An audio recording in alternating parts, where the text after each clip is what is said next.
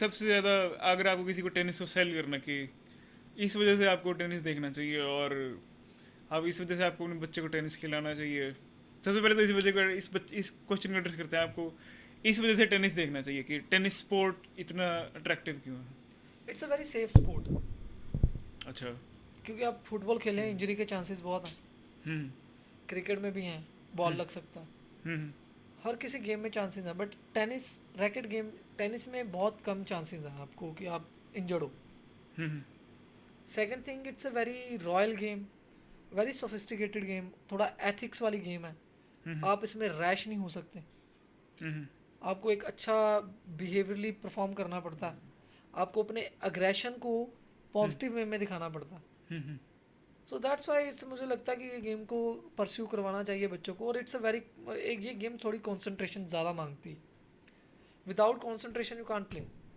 हम्म। Even team games में क्या होता है कि मीन सपोज आप अच्छा नहीं कर रहे, हम्म। तो साइड बाकी में खड़े हो साइड जाते में हो। खड़े हो जाओगे तो बाकी कर रहे हैं तो मैनेज हो जाएगा। हम्म। यहाँ पे आपको खुद ही अपनी कंसंट्रेशन 100% देना पड़ेगा। तो इट्स अ वेरी, आपको रिस्पॉन्सिबल बनाती है ये गेम, बिकॉज इसमें आप on on on. Hmm. Even ये नहीं, रैकेट गेम चाहे बैडमिंटन ले लो, हम्म। जब आप सिंगल्स खेल रहे हो तो you are responsible for everything. Hmm. आप ये इसमें ब्लेम नहीं कर सकते कि भाई उसकी वजह से ये हो गया।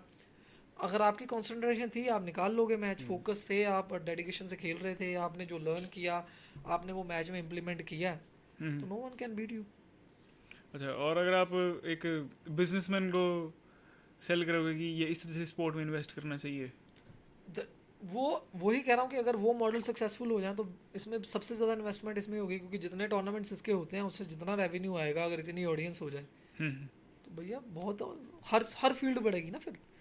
होटल इंडस्ट्री बढ़ेगी, ट्रैवल इंडस्ट्री बढ़ेगी, स्पोर्ट्स गुड्स इंडस्ट्री बढ़ेगी, हर इंडस्ट्री तो बढ़ेगी, रिसोर्स बढ़ेगा। क्योंकि जो लोग यहाँ पे इतने खेलने आएंगे उनको रहने की जगह भी चाहिए, उनको ट्रांसपोर्टेशन भी चाहिए, उनको खाना भी चाहिए, उनको सब कुछ तो चाहिए, एंटरटेनमेंट चाहिए उनको। हम्म। तो अगर इस चीज़ को अगर अच्छे वे में अगर सोचा जाए ना, तो ये तो रोबस्ट कर देगी इकोनॉमी की ग्रोथ, उस एरिया में ही इतनी ग्रोथ हो जाएगी ना। क्योंकि आप देखिए कि अगर टूर्नामेंट वहाँ बैक टू बैक अच्छा इंफ्रास्ट्रक्चर है, तो अच्छी जगह पे लोग आते हैं टूर्नामेंट खेलने, हम्म। फिर उनको रहने के लिए जगह चाहिए होगी, हम्म। तो वहाँ पे आसपास कुछ रहने का इंतज़ाम होगा। हम्म। फिर उनको घूमने के लिए भी जाना है तो आसपास के सिनेमा थिएटर्स भी जाएंगे। फिर हम्म। ट्रांसपोर्ट भी चाहिए वहाँ से यहाँ तक आने के लिए, तो ट्रांसपोर्ट भी बूम आएगा। हम्म। फिर वहाँ पे लोकल चीज़ें, sports and goods, hmm. Local industries, indigenous products और सारी चीज़ें भी बढ़ेंगी ना। आप ये भी तो देखिए ना कि मतलब इसको आप इकोनॉमिकली भी देखिए। बेसिकली मुझे लगता है कि हमें गेम के चारों पहलू देखने चाहिए। सोशल इफेक्ट्स क्या हैं उसके, पॉलिटिकल इफेक्ट्स क्या हैं उसके, अब तो इकोनॉमिक हम इफेक्ट्स उस क्या पे हैं। आने वाला, पॉलिटिकल पे आने लगा था कि पॉलिटिकली आप कैसे मानते हो कि पॉलिटिकली इस वजह से टेनिस को सेल किया जा सकता है पब्लिक को कि इस वजह से हमें इसमें इन्वेस्ट करना चाहिए? पॉलिटिकली बेसिकली देखिए, it's responsibility for the government के बच्चों के लिए खेलने के लिए कुछ अच्छे इंफ्रास्ट्रक्चर तो होने चाहिए। आप देखिए कि जब आप छोटे थे, नहीं, मैं तो हम, ये कह रहा हूँ कि पॉलिटिशियन कन्विंस करना कि मैं चाहता हूँ कि दे इंडिया हैव अपन, फंड ना, दे मैं वही कह कैन। रहा हूँ कि किस तरीके से वो माने कि किस तरीके से लोगों को कन्विंस करे कि बढ़िया चीज़ है जिसमें पैसे लगा रहा हूँ मैं, इस वजह से पैसे लगाना पड़ेगा, ये बढ़िया चीज़ है, वो हेल्थ से बड़ी सेल तो कैसे कोई करेगा? चीज़ नहीं है ना। हेल्थ, हाँ, हेल्थ भी तो प्रमोट हो रही है इससे। अब लोग, बच्चों का अब screen time is more than 6 से 8 घंटों तक पहुंच चुका है स्क्रीन टाइम। हम्म। और आउटडोर अगर नहीं आएंगे वो, तो उनकी बहुत सारी फैकल्टीज़, कॉग्निटिव फैकल्टीज़ और फिजिकल फैकल्टीज़ धीरे धीरे कम होती रहती हैं। हम्म। और वैसे भी आउटडोर गेम इज बहुत ज़्यादा स्पोर्ट्स इंपॉर्टेंट है, बिकॉज इसमें आप अट्रैक्ट करते हैं दूसरों लोगों के साथ ना, आपका एक्सप्रेशन, इमोशन। अब फोन सोशल पे आपकी बैठे एक्टिविटी बढ़ती है। आप समझ रहे हैं ना कि आपको कहते हैं ना कॉन्फिडेंस आता है किसी से बात करने का, आप बता पाते हैं कि मुझे ये, मैंने ये करना चाह रहा हूँ। हम्म। बट अगर आप फ़ोन पे बैठे हुए हैं, यहाँ पे वर्चुअल गेम खेल रहे हैं, तो खेल ही जाओ, लड़ी जाओ, यहीं पे प्रेस करी जाओ, किसी को क्या पता चल रहा है कि क्या हो रहा है। हम्म। तो आपकी जो ओवरऑल डेवलपमेंट है वो नहीं हो पाती ना। तो बेसिकली पॉलिटिक्स में पॉलिटिकल बेनिफिट क्या होगा, जब फिट होंगे सभी, दिमाग सभी के खुले होंगे, तो पॉलिटिक्स में भी तो फायदा ही है ना। नेशन तभी ग्रो तभी तो करेगी ना। नेशन ग्रो करेगा ना। तो नेशन बिल्डिंग के लिए फिट इंडिया, तो हम वी विल ट्राई ऑल्सो के फिट इंडिया, कि सबसे पहले फिट हो सभी। और टेनिस मतलब वो स्पोर्ट भी है कि ओल्ड एज वाले लोग भी काफ़ी खेल रहे होते हैं। इसमें इसमें सभी खेल सकते हैं ना। इसमें इसकी यही तो एक सुंदरता है गेम की। हम्म। 5 ईयर से लेके 95 तक कोई भी, 100 ईयर तक कोई भी। Hmm it's a very sports polite, हर तरह के इसमें लेवल्स हैं, स्लो बॉल्स हैं, फास्ट बॉल्स हैं, हर एज ग्रुप के अकॉर्डिंग आप खेल सकते हो।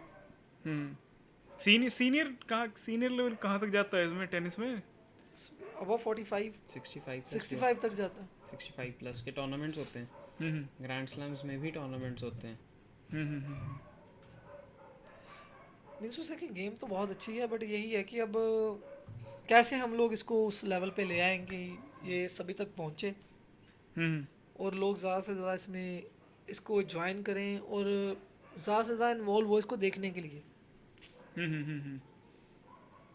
तो पर तू वहाँ गया था फिट इंडिया में, खेलो इंडिया। खेलो इंडिया में, तो वहाँ का एक्सपीरियंस कैसा था तेरा? वहाँ का एक्सपीरियंस पहली बार ऐसा हुआ था कि एक यूनाइटेड फ्रंट पे सारी गेम्स हो रही हैं, सारी गेम्स हमें और एथलीट, सिर्फ टेनिस के नहीं, हमें और बड़ी गेम्स के एथलीट से बात करने का मौका मिला। तो वैसे स्ट्रक्चर मेरे को लगता है कि अगर एक ही जगह पे 10-15 गेम्स 20 गेम्स हों तो एथलीट बहुत जल्दी ग्रो करता है। अब हमारे पास सिर्फ टेनिस, हम ट्राई करते हैं कि वीकेंड पे फुटबॉल हो या क्रिकेट हो या हम साइकिलिंग पे लेके जाएं या हम कहीं लेके जाएं, तो ओवरऑल डेवलपमेंट उसी से होती है। यूँ नहीं कि बस पूरा दिन हाँ, दिन पूरा रात दिन, वही हाँ, करते रहो। क्योंकि आपको पता नहीं आपको कौन सी चीज़ कहाँ से समझ आएगी। कभी कभी बैडमिंटन खेल के टेनिस की स्मैश समझ आ जाती है, क्रिकेट खेल के हैंड आई कोऑर्डिनेशन बन जाती है, फुटबॉल खेल के आपका फुटवर्क हो जाता है। तो वही अगर 10-15 गेम्स एक ही एरिना में होंगी और आप हर जगह जा रहे हो, वीकेंड पे जो आपकी पर्टिकुलर गेम एक ही है और आप हर जगह जा रहे हो, हर हफ्ते एक जगह कोई गेम ट्राई कर ली, तो आपका एक तो सोशल बिल्डिंग बहुत अच्छी होती है, आपको सभी गेम्स का पता चलता है और आप दूसरों गेम की भी ऑडियंस बढ़ाते हो, क्योंकि लोग तो वही है ना, लोग तो उतने ही हैं। अब वही अगर अलग अलग चीज़ें देखेंगे तब ग्रो करेगी ना हर चीज़। तो खेलो इंडिया में इसी चीज़ पे प्रमोशन था कि हम सारी गेम्स के एक जगह पे थे। मीन्स इंडिया का ओलंपिक था वो। हाँ, इंडियन ओलंपिक्स था एक तरह से। और वो मुझे लगता है ऐसे इवेंट चाहिए, वो ज़्यादा से ज़्यादा चाहिए और मतलब बैक टू बैक हो। अच्छा, और यूनिवर्सिटी लेवल पे क्या हाल है टेनिस का? यूनिवर्सिटी लेवल पे वही रीएनफोर्समेंट कम है, टूर्नामेंट्स तो हैं, प्लेयर्स भी बहुत अच्छे हैं, अच्छा।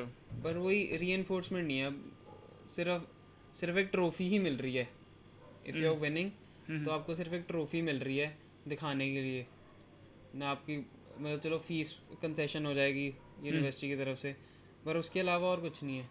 क्योंकि यूनिवर्सिटी पे आके लोग सोच रहे होते हैं कि यार अब हाउ टू अर्न, कि where should I go to make money. At the end you have to make money वो तो है। सम वे। ये नहीं है कि आप सिर्फ पैशन पे नहीं चल सकते। आप एक स्टेज आती है 23-24 के बाद कि आपको होता है कि यार अब पैसे भी कमाने हैं, तो वो अपॉर्चुनिटीज़ नहीं दे रहा अभी इंडिया। और वो ज़रूरी है, उसके बिना बात नहीं बनेगी ना। वैसे तब भाई वही तो सिक्योरिटी है ना, वही तो कोई बैकअप प्लान है ना, कि डोंट वरी, तुझे मंथली जो चाहिए हम देंगे, you should try give your best, तभी तो हम देंगे ना। मतलब बेसिक ये लेवल अचीव हो जाना चाहिए कि इतने सारे टूर्नामेंट्स हो रहे हैं कि बंदा अगर एज ए टेनिस प्रोफेशनल मान लो मिनिमम टू मिनिमम, मतलब बिल्कुल छोटे लेवल पे भी होता है तो वो तब भी अपना इकोनॉमिकली अपना मतलब कि ठीक ठाक चल सकता है उसका काम। मतलब उसके तभी है ना। अब इंडिया में हर कोई ट्रैवल कर मतलब अब इंडियन प्लेयर्स इंडिया में तो ट्रैवल करना आसान ही है उनके लिए, वही उन्हें बाहर जाना पड़ता है तब फाइनेंसेस एक स्ट्रगल बन जाती है। अब इंडिया में रैंक कैसे आता है, हमारे पास जो प्लेयर खेल रहा है उसका रैंक कैसे आया इंडिया में जगह जगह खेल के। वही अगर इंटरनेशनल टूर्नामेंट्स इंडिया में हो तो उसका इंटरनेशनल रैंक आ जाएगा। पर वो उतने टूर्नामेंट चाहिए ना, बिकॉज अब टूर्नामेंट कम है, प्लेयर ज़्यादा, तो फिर वो चांसेस ही नहीं मिलते। 4 टूर्नामेंट और 2000 प्लेयर, कैसे मिलेगा चांस? यहाँ तो फिर ऐसा चाहिए कि 100 प्लेयर है तो 300 टूर्नामेंट हो रहा है, तो देन आपको चांस मिलता है उस लेवल पे, जैसे यूरोप में मिलता है।